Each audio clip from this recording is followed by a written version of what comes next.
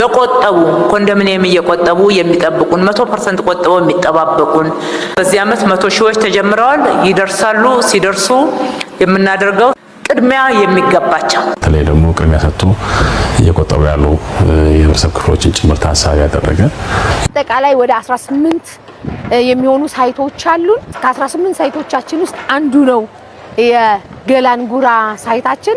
ወደ 25000 የሚሆኑ ቤቶችን የምንገነባበት ሳይት ነው። ተመዝግበው እየቆጠቡ ያሉ እነሱንም ያካተተ ስራዎች እየተሰራ ነው የሚገኘው ማለት ነው። ሰላም ጤና ይስጥልን። የሰዓቱን መረጃዎች ይዘን ቀርበናል። በቅድሚያም ዋና ዋናዎችን እናስቀድም።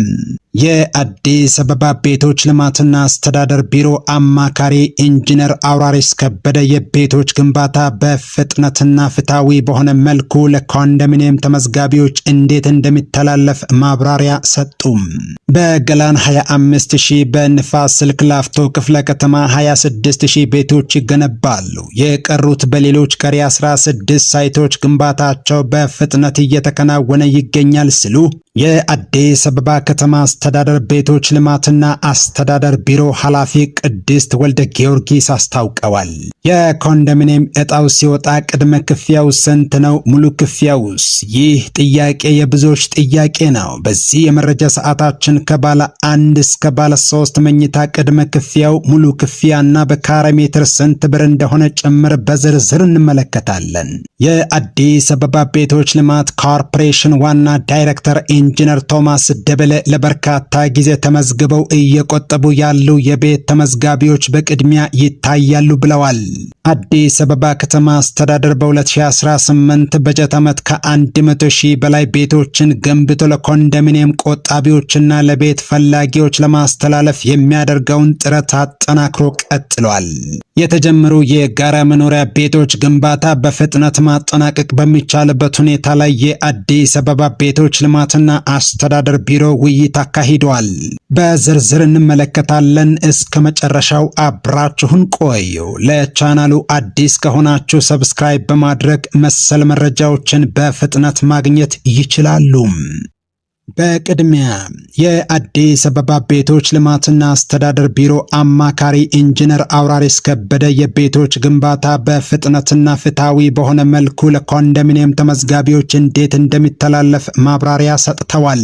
በአዲስ አበባ ከተማ የቤት አቅርቦት ችግርን ለመቅረፍ የተቀናጁ የቤት ልማት አማራጮች እየተተገበሩ ናቸው ብለዋል።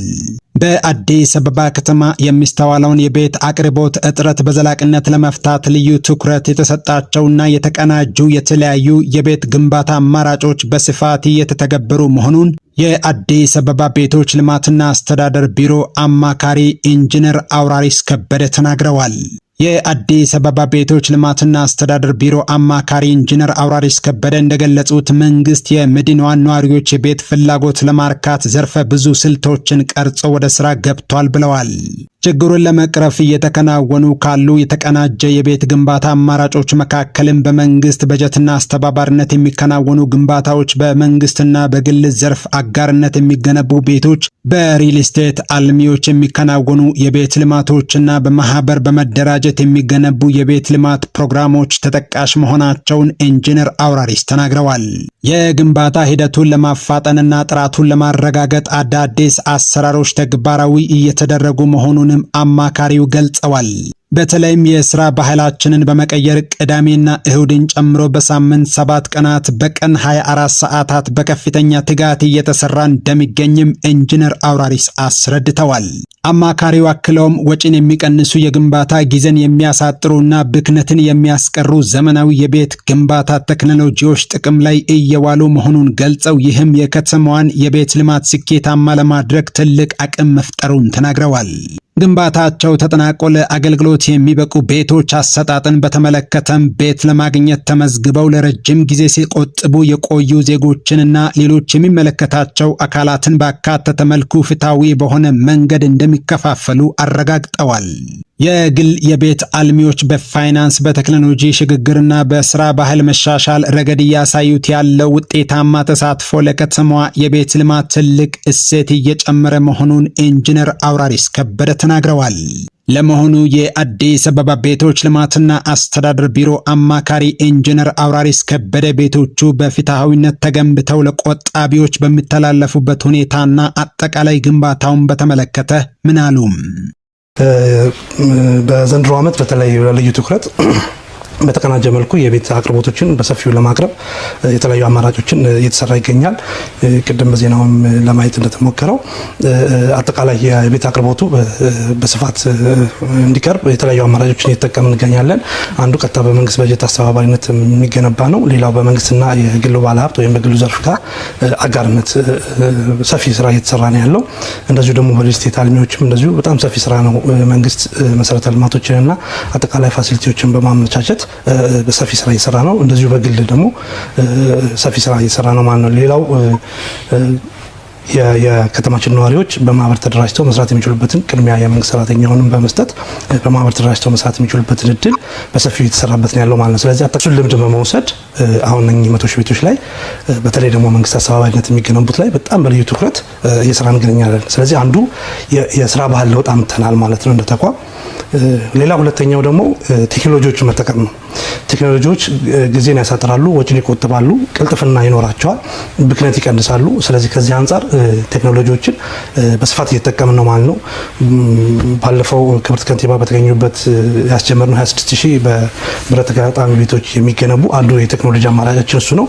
በጣም ባጠረ ጊዜ ውስጥ የሲሚንቶ ስራዎችን የሚያስቀንስ በብረት የሚሰራ ስለሆነ የሲሚንቶ ስራዎችን የሚያስቀንስ የብሎኬት የልስን ስራዎችን የሚያስቀንስ በመሆኑ የጊዜ የገንዘብንና አጠቃላይ የቅልጥፍና ስራ ስለሚኖረው አንዱ ቴክኖሎጂ ነው።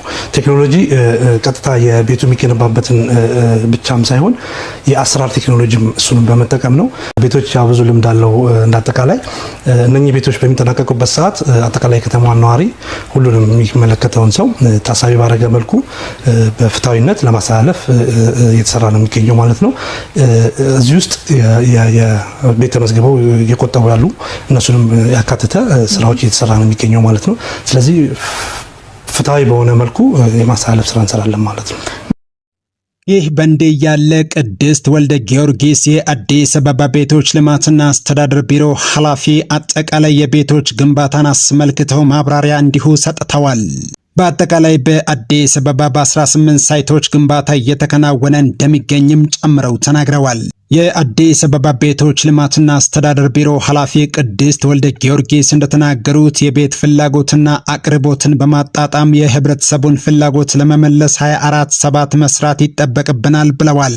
የአሰራር ባህልን በመቀየር በ52 ቀናት ብቻ 9ኛ ወለል መድረስ መቻሉን የገለጹት ኃላፊዋ የተጣለብንን ሀገራዊ አደራ ለመወጣት ያለንን የሰው ኃይልና የግንባታ ግብዓት በሙሉ አቅም በመጠቀም ከዚህም በላይ መስራት ይጠበቅብናል ብለዋል።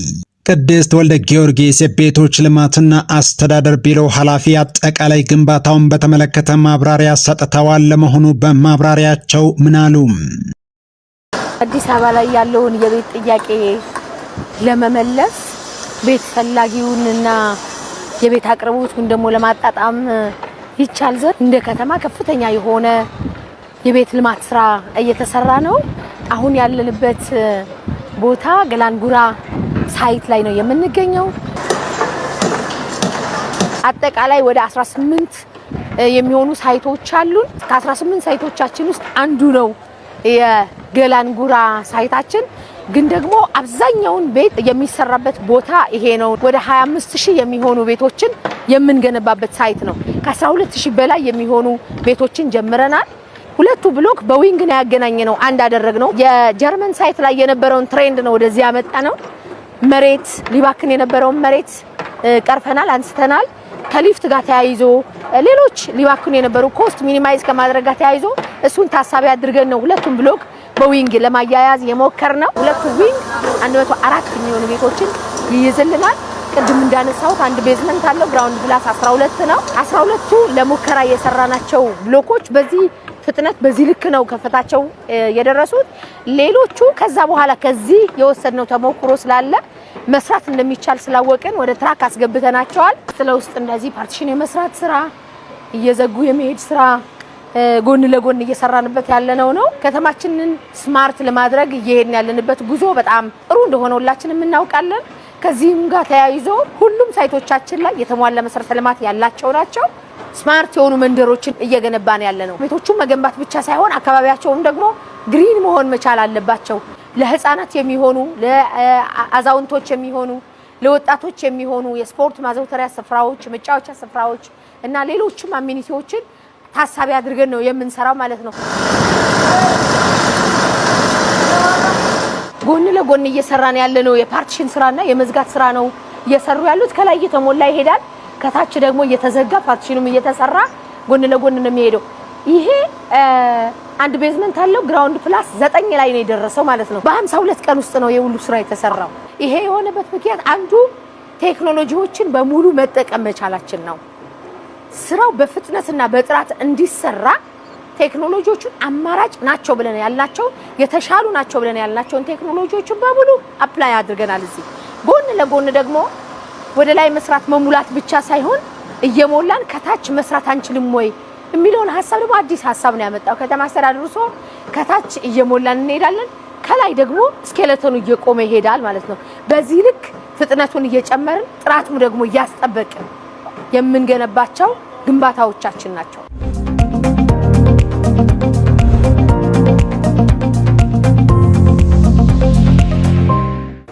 እንዴት ዋላችሁ? ስራዎቻችንን የምንገመግመው ቢሮ አዳራሽ ላይ ጠርተን አይደለም፣ ኦን ሳይት ነው ስራዎች የሚገመገሙት። ሳይት ላይ ያለው ችግር ምንድነው? ኮንትራክተሩ ያጋጠመው ያለው ነገር ምንድነው? ከዛ ምን ወስደው አዎንታል አሉታም አለ። ቢሮ ውስጥ የሚፈታ ከሆነ ቢሮ ውስጥ ይፈታል። ኦን ሳይት የሚፈታ ከሆነ ደግሞ ኦን ሳይት ይፈታል። እዚህ ቦታ ላይ ብቻ 4 ብራንቾች አለው የቤቶች ልማት ኮርፖሬሽን 4 ብራንች አለው። 4ቱም ብራንቾች እዚህ ጠቅልለው ገብተዋል። ሽፍት ስለሆነ የሚታደረው በሽፍት ስለሆነ የሚሰራው ኮንትራክተሮቻችን ሰራተኞቻቸውን በተመሳሳይ በሽፍት ስለሆነ የሚያሰሩት እዚሁ በቅርብ ጥብቅ ክትትልና ድጋፍ በማድረግ ስራዎችን በፍጥነት ወደፊት ለማስኬድ እየሞከርን ያለንበት አግባብ ነው ያለው።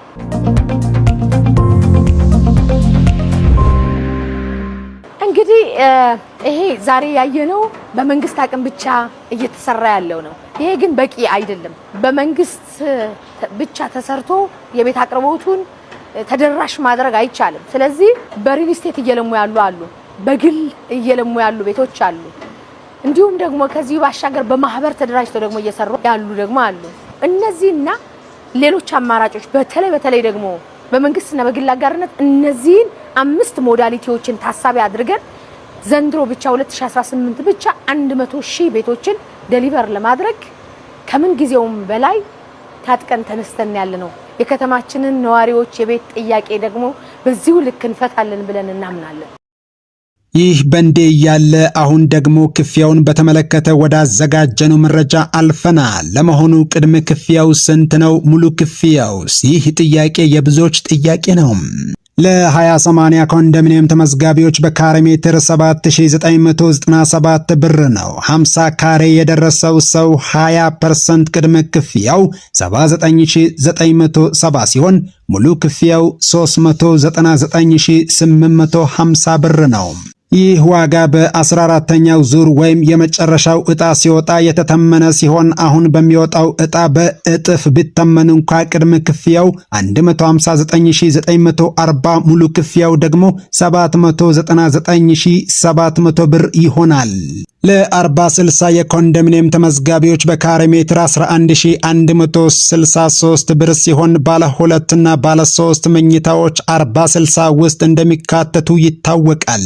80 ካሬ ሜትር የደረሰው ሰው ቅድመ ክፍያው 446520 ብር ሲሆን ሙሉ ክፍያው ደግሞ 1,116,300 ብር ይሆናል። ይህ ዋጋም በ14ኛ ዙር ወይም የመጨረሻው ዕጣ ሲወጣ የተተመነ ሲሆን አሁን በሚወጣው ዕጣ በእጥፍ ቢተመን እንኳ ቅድመ ክፍያው 893,040 ብር ሲሆን ሙሉ ክፍያው ደግሞ 2,232,600 ብር ይሆናል። በአሁኑ ጊዜ የኮንዶሚኒየም መኖሪያ ቤቶች የገበያ ዋጋ በካሬ ሜትር ከ35,000 እስከ 90,000 ብር ድረስ እየተሸጠ ይገኛል። ዋጋው እንደ ቤቱ አቀማመጥና ወደ ከተማ መሃል ባለው ቅርበት ይለያያል። በባልድራስ፣ ጎተራ፣ ጎፋ መብራት ኃይልና ገርጂ የሚገኙ ኮንዶሚኒየም በከተማው ውስጥ በጣም ውድ ቤቶች ናቸው። የኮንዶሚኒየም ቤቶች ልማት ፕሮጀክት የተጀመረው የከተማ ደህንነትን ለመቅረፍና ዝቅተኛና መካከለኛ ገቢ ያላቸውን ነዋሪዎች የኑሮ ሁኔታ ለማሻሻል ነው።